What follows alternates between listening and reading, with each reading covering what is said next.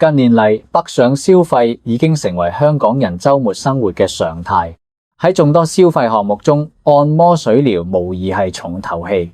然而，最近一位香港男士喺社交平台上面嘅憤怒控訴，再次將深圳按摩店嘅收費模式推上咗風口浪尖。事情嘅起因源於一名港男喺 Facebook 專頁深圳會所嘅一則貼文。事主喺文中火都嚟埋咁分享咗佢喺福田口岸附近某按摩店嘅唔愉快經歷，直指間店存在好多隱藏式收費，並憤而爆粗，揚言冇下一次。根據事主嘅描述，呢間位於口岸黃金地段嘅按摩店喺套餐價格之外，對家中嘅收費極之高昂，而且加鐘之後仲要另外支付小費。最令佢不滿嘅係，如果想喺按摩房入邊過夜，竟然被要求必須加鐘到400蚊人民幣先可以留宿。事主覺得呢種層層疊加嘅收費手法極唔透明，感覺好似誤入咗黑店咁。為咗佐證自己嘅講法，事主上傳咗嗰間店嘅價目表。從相片中可以睇得出，呢間店嘅裝潢頗具規模，價目表上面亦清楚列明咗各項服務嘅基礎價格，例如中式按摩雙鐘收費159蚊人民幣，泰式按摩雙鐘係179蚊。若果需要加鐘45分鐘，費用分別係79蚊同89蚊。至於擦背、坐椅等大堂項目，則統一收費69蚊。驟眼睇落，呢啲價格喺深圳屬於中等水平，甚至比香港平好多。然而，魔鬼往往藏喺細節入邊。喺價目表嘅底部有一行容易被忽視嘅備註：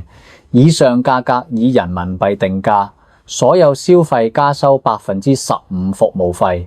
呢個意味住消費者睇到嘅159蚊，僅僅係入場券。最終埋單嘅時候需要加埋15%嘅服務費，再加上必須支付俾技師嘅小費。如果涉及埋過夜，費用更加係直線上升。對於習慣咗香港明碼實價或者全包價嘅普通消費者嚟講，呢種埋單時先發現金額遠超預期嘅落差感，確實容易引發被宰客嘅憤怒。呢則貼文發出之後，原本以為會獲得同情嘅樓主，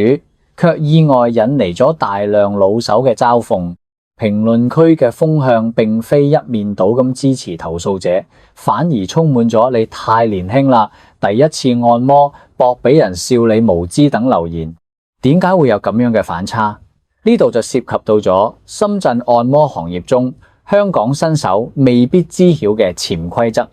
好多資深嘅北上消費者指出，深圳嘅按摩場所大致分為小費場同全包場兩類。樓主幫襯嘅呢一間店明顯屬於典型嘅小費場。喺呢類場所，技師嘅底薪極低，甚至冇底薪，收入主要依賴小費，因此小費唔係額外獎勵，而係必要支出。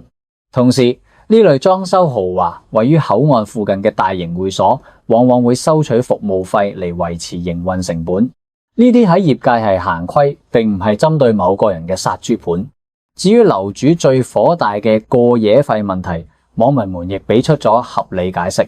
喺內地嘅大型水療會所，所謂嘅過夜有兩種模式：大堂過夜，如果按摩完之後，客人選擇去公共休息區嘅躺椅上面瞓覺，通常係免費嘅，或者包含喺最低消費門票入邊。房內過夜，如果客人堅持要喺按摩房張床度過夜，呢個就佔用咗技師嘅工位同房間資源，導致嗰間房冇辦法接待下一位客人。因此，店家要求客人加鐘或者消費滿一定金額先可以喺房入邊留宿。從商業邏輯上講，係為咗彌補機會成本。有網民直言：你抌完出返大廳瞓，咪唔使加鐘咯？又想喺房瞓，又唔想聽到人打鼻鼾。咁梗係要加鐘加錢先可以喺房瞓，係正常噶。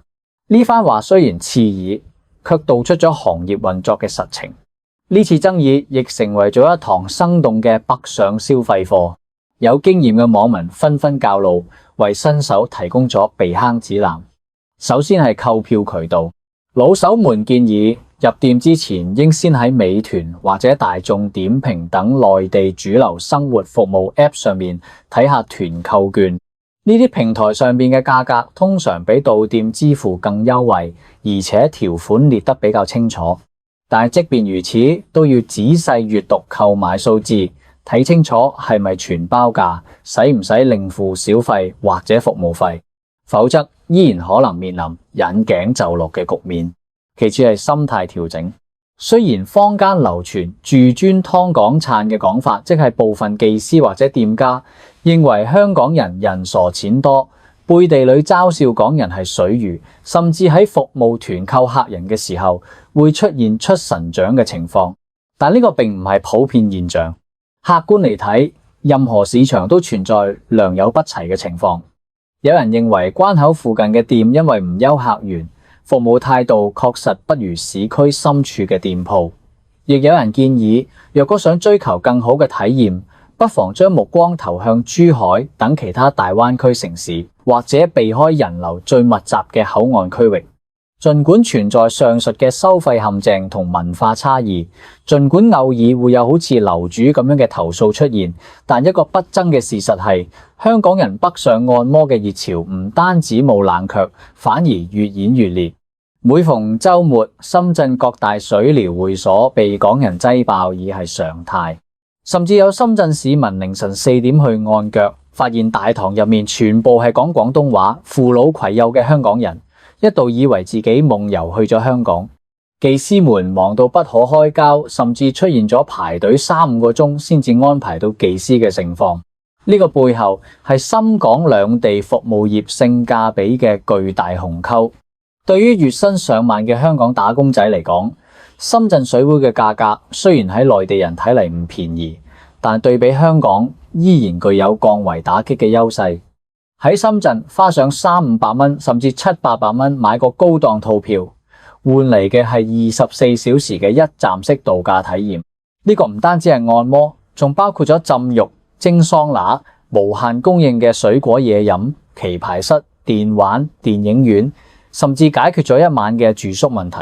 呢種吃喝玩樂瞓全包嘅模式，對於居住空間狹窄、生活節奏極快嘅香港人嚟講，無疑係最佳嘅減壓勝地。